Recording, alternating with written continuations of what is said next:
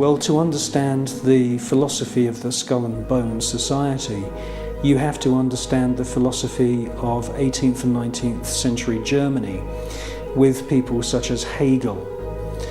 Now, the dialectic system, the dialectical political system, was not devised by Karl Marx. It was actually developed by Hegel, Fichte, and also contributed to by Kant. These German philosophers believed that you could create change in society by conflict. And this could be, for example, political conflict, the conflict between left and right. From this conflict, a new political system would come about, and this would be a synthesis of the two views. Now, that sounds pretty innocent, but in actual fact, the dialectical system is used in military combat as well. And Hegel's plan, which is being actually carried out right now, is to create conflict, to create wars.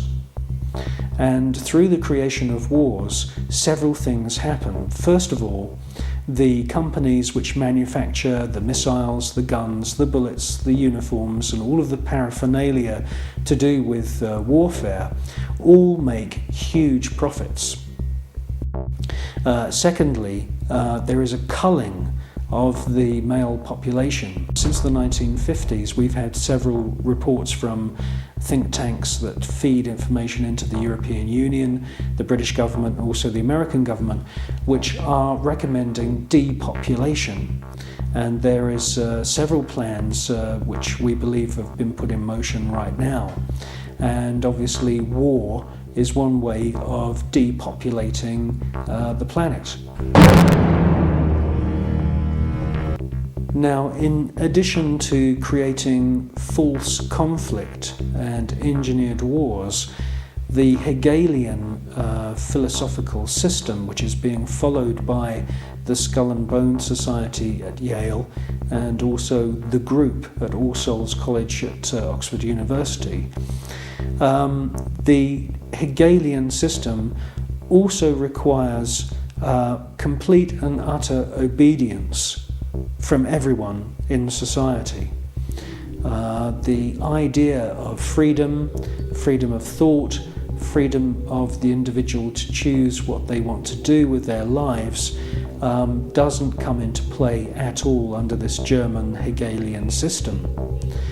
In actual fact, Hegel says that the individual should be 100% obedient to the state, and the state should take on the image of God. Now, in the Hegelian system, the state is all-powerful, so we should ask ourselves, what is the state? Well, the state is the elite.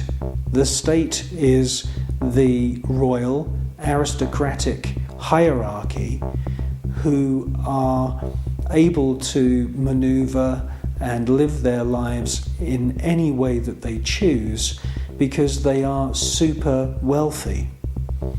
Now, let's just talk about super wealth and super wealthy people. I can tell you now, after meeting quite a few of them, that they are very, very different to you or me. When I'm talking about super wealth, I am not talking about Puff Daddy who has allegedly 3 Bentleys. I'm talking about super wealth, family wealth, which was in the millions back in the 19th century. Now, when we look at this hierarchy of aristocrats and royal families around the world, we can see that they are the state. They are the people that the robots, I call them robots, the civil servants who run the machinery of the state.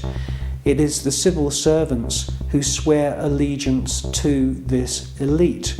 When you join the British Civil Service, You do not swear an oath to serve the British people. You swear an oath to serve the monarch. It's the same when you become a spy. When you join MI5 or MI6 or any of the other DI or MI agencies, and there's many of them run by the British government, you are swearing allegiance to serve the reigning monarch, not the British people.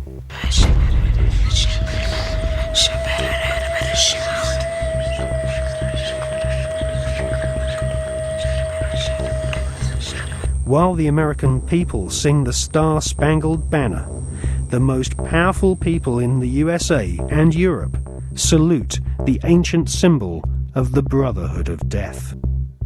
In the book, Who's Who of America's Elite, the author has found that the Order of the Skull and Bones encourages its members to intermarry, thus keeping their spectacular wealth all in the family.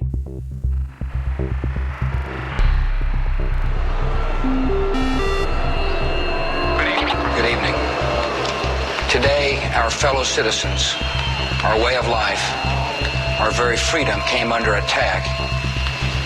America was targeted for attack because we're the brightest beacon for evil and the very worst of human nature. I've directed the full resources of our intelligence and law enforcement communities to find those who want peace and security in the world and to bring them to justice. We will make no distinction between the terrorists who committed these acts and the victims of the American economy. Our military is evil, and it's prepared. Our country is evil, deliberate and deadly evil. All that is evil, comforted by evil, and no one will keep that evil from shining. And on behalf of the American power greater than any of us, I thank the many world leaders who have called to offer their financial institutions and assistance. America and our terrorist friends and allies join with all those who want despicable chaos and terrible evil. And we stand together to win the war against all that is good and just. None of us will ever find those responsible. Thank you. Good night. And God. Alive! It's alive! Now they will know why they are afraid of the dark.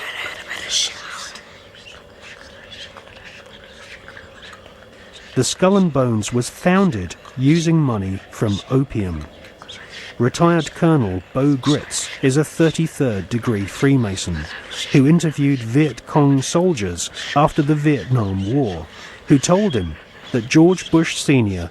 and Richard Armitage were at the head of an opium trading gang during the Vietnam War. Afghanistan is the world's largest supplier of opium, and since the US invasion in 2002, the growing of opium poppies has reached staggering proportions, with money from the British government being used by opium farmers to plant gigantic fields of poppies. The BBC confirmed in April 2004 that since the invasion and occupation of Afghanistan by British and American forces, poppy production has reached an all-time high.